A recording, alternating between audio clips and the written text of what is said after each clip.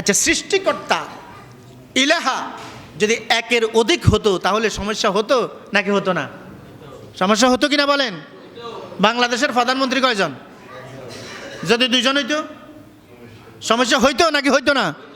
প্রধানমন্ত্রী দুইজন হয় না, প্রেসিডেন্ট দুইজন হয় না। আল্লাহ হচ্ছেন এই তামাম বিশাল বিস্তীর্ণ জাহানের একচ্ছত্র অধিপতি, একচ্ছত্র বাদশা, সকল রাজার রাজা, সকল বাচ্চার বাচ্চা হচ্ছেন আল্লাহ। এজন্য আল্লাহ হতে হবে একজন। আল্লাহ হইতে হবে কয়জন? আল্লাহ যদি ইলাহা যদি একজনের বিপরীতে একাধিক হতো তাহলে সৃষ্টির ভিতরে একটা ফাসাদ সৃষ্টি হয়ে যেত, সৃষ্টির মধ্যে অস্থিতিশীল পরিবেশ তৈরি হতো। ঠিক কিনা বলেন? একজন ইলাহা বলতেন সূর্য তুমি পশ্চিম দিকে উদিত হবে, আরেকজন ইলাহা বলবেন না, এ সূর্য তোমারে আমি বলতেছি তুমি পূর্ব দিক থেকে উদিত হবে। ইলাহা যদি অধিক হতো তাহলে একজন ইলাহা বলতো চন্দ্র তুমি রাতে উদিত না হয়ে দিনে উঠবে, সূর্য তুমি দিনে উদিত না হয়ে রাতে উঠবে। এইভাবে করে একটা অস্থিতিশীল পরিবেশ তৈরি হয়ে যেত।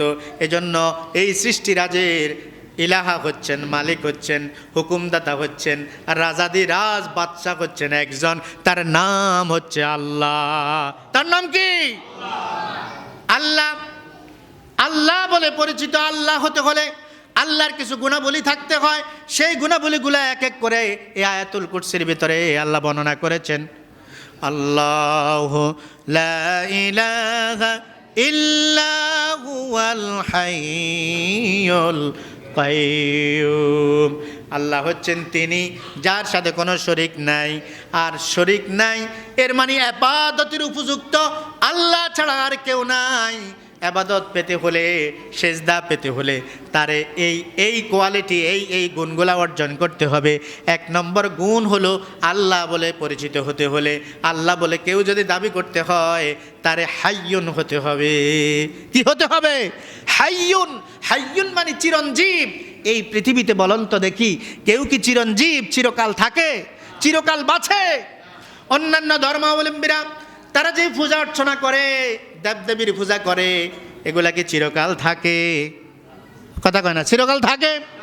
বরং নির্দিষ্ট কিছু দিনের জন্য মৌসুম আসলে এটার রূপ দেওয়া হয়, আকৃতি দেওয়া হয়, রং দেওয়া হয়, শাড়ি পরানো হয়, পূজা করা হয়। 15-20 দিন, 1 মাস পূজা করার পরে এক সময় দরিয়ার ভিতরে, নদীর ভিতরে, বুড়িগঙ্গা নদীর ভিতরে এটাকে বিসর্জন দেওয়া হয়। এর মানে এটা চিরস্থায়ী নয়, চিরঞ্জীব নয়, এটার হায়াত সীমিত সময়ের জন্য। ঠিক কিনা বলেন? যেটার হায়াত সীমিত সময়ের জন্য, যেটা বানানো হয়েছে 1 মাসের জন্য, সেটা কি করে ইলাহ হয়? সেটা কি করে খোদা হয়? কোনো দিন সেটা খোদা আল্লাহ হতে পারে না। ঠিক কিনা?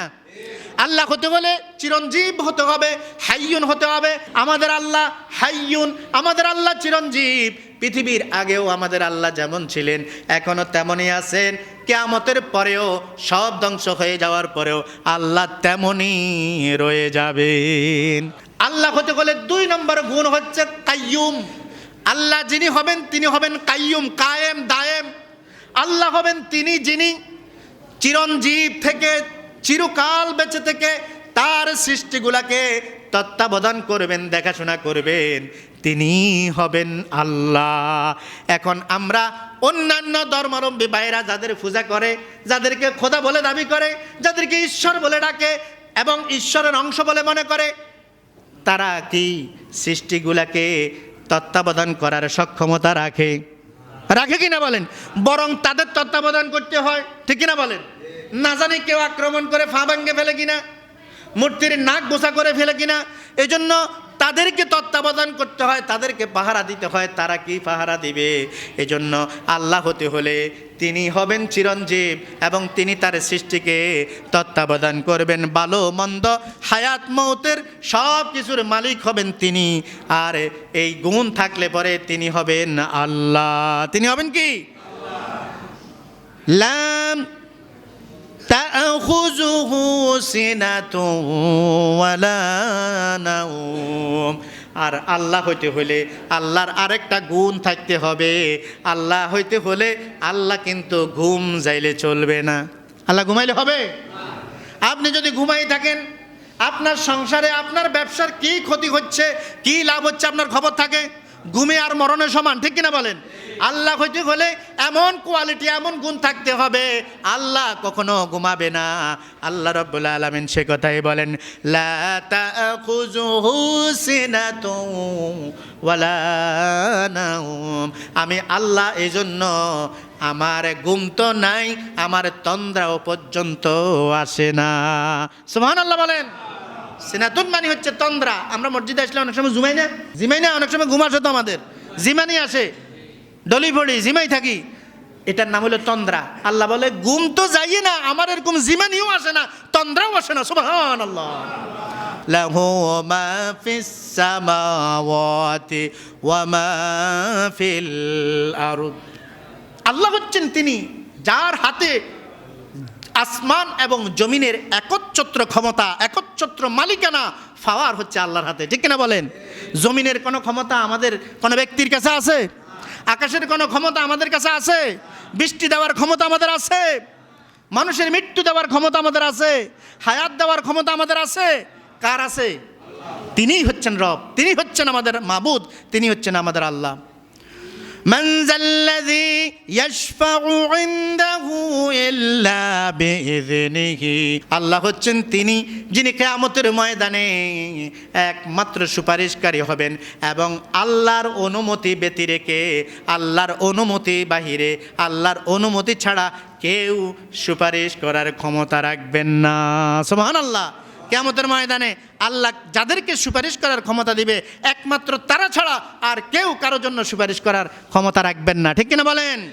ইয়ালামু মা বাইনা আইদিহিম ওয়া মা খালফাহুম ওয়া লা ইউহিতুনা বিশাইইম মিন ইলমিহি ইল্লা বিমা শাআ ওয়াসি'a কুরসিয়্যুহুস সামাওয়াতি ওয়াল আরদ। আল্লাহ রাব্বুল আলামিন পিছনে কি হয়েছে সেটার জ্ঞানও রাখেন, সামনে কি হবে তার জ্ঞানও রাখেন। এর মানে আল্লাহ হতে হলে অতীত জানতে হবে, আল্লাহ হতে হলে ভবিষ্যৎ জানতে হবে। কোনো মানুষের পক্ষে অতীত আর ভবিষ্যতের জ্ঞান সম্ভব? অতীত আর ভবিষ্যতের জ্ঞান সম্পর্কে ধারণা রাখা কোনো মানুষের পক্ষে, অন্য কোনো দেবদেবতার পক্ষে সম্ভব কিনা বলেন? এজন্য তারা কখনো আল্লাহ হতে পারে না। আল্লাহ হতে হলে এই গুণাবলী থাকতে হবে, আল্লাহ হচ্ছেন আসমান জমিনের সর্বোচ্চ নিয়ন্ত্রণকারী, একমাত্র নিয়ন্ত্রণের ক্ষমতা আল্লাহর কাছে।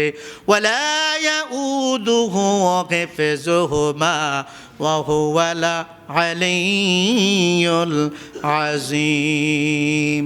আসমান এবং জমিন ব্যাপী আল্লাহর কুরসি, আল্লাহ যে সিংহাসনে বসেন, আল্লাহ যে কুরসির ভিতরে বসেন, ওইটা আসমান এবং জমিন ব্যাপ্তি, এবং এই আসমান এবং জমিন এই দুইটাকে পরিচালনা করতে আল্লাহর জন্য কোনো বোঝা হয় না। তিনি হচ্ছেন সুউচ্চ, সুমহান।